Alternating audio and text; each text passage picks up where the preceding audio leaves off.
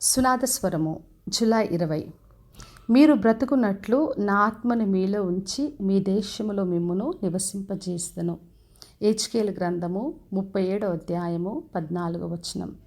యెహోవా దేవుడు మరి హెజ్కేలు ప్రవక్తతో చెప్పిన మాటలివి. మరి ఎండిపోయిన ఒక లోయలోకి, ఆ ఎముకలున్న లోయలోకి తీసుకెళ్ళి చెప్పాడు. ఆ ఎండిన ఎముకలతో ప్రవచించమన్నాడు. మీరు బ్రతుకున్నట్లుగా జీవాత్మను అందులోకి రప్పించమని చెప్పినప్పుడు ఆ ఎండిన ఎముకలన్నీ కూడా మరి సజీవంగా లేచి మహాసైన్యంగా రావడం చూశాడు.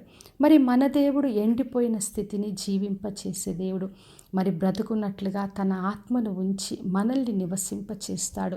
అదే ఈ రోజున వాగ్దానం చేస్తున్నాడు.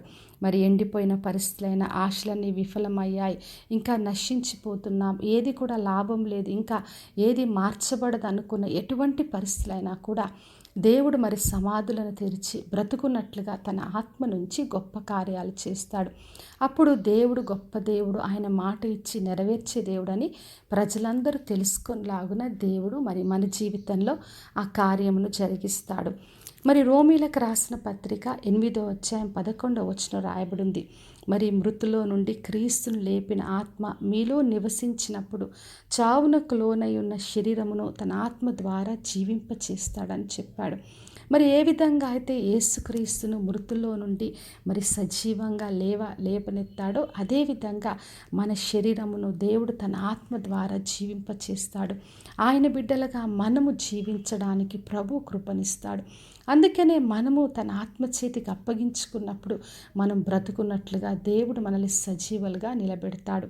కాబట్టి నా ప్రియ సహోదరి సహోదర, ఈ రోజున ఎటువంటి పరిస్థితి అయినా, ఎటువంటి ఎండిపోయిన స్థితి అయినా, ఆశలన్నీ కోల్పోయాం, ఇంకా మార్పు రాదు, అన్నీ ఎండిపోయి అనుకునే పరిస్థితి అయినా, ఇంకా నేను బ్రతకను అనుకున్న స్థితి అయినా, మన దేవుడు అద్భుతాన్ని చేసే దేవుడు. తన ఆత్మను మనలో ఉంచి బ్రతికిస్తాడు. శారీరకంగా రోగములు వ్యాధులైనా స్వస్థపరిచి బ్రతికింప చేసే దేవుడు. మరి ఆత్మీయ స్థితిలో ఆయన, మానసికంగా ఆయన, కుటుంబంలో, మనం సంఘంలో, సహవాసంలో ఎటువంటి పరిస్థితి అయినా సజీవులుగా దేవుడు మహాసైన్యముగా లేవనెత్తి తను గొప్ప దేవుడని రుజువుపరుస్తాడు. కాబట్టి విశ్వాసంతో ఆయనను ఆశ్రయించి ఆయన ద్వారా గొప్ప మేలును పొందుకుందాం. ప్రార్థన చేసుకుందాం. పరలోకమందున్న మా తండ్రి, మా దేవ, ఈరోజు ఇచ్చిన వాగ్దానం కొరకే వందనాలు. ప్రతి ఒక్కరిని దీవించి ఆశీర్వదించండి.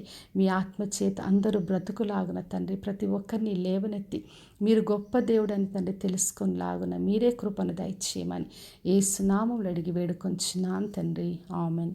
ఈ శుభవచనము వినుచున్న ప్రతి ఒక్కరి జీవితంలో నెరవేర్చబడునుగాక. నేను మీ ప్రియ సహోదరి మంజులాచరణ్.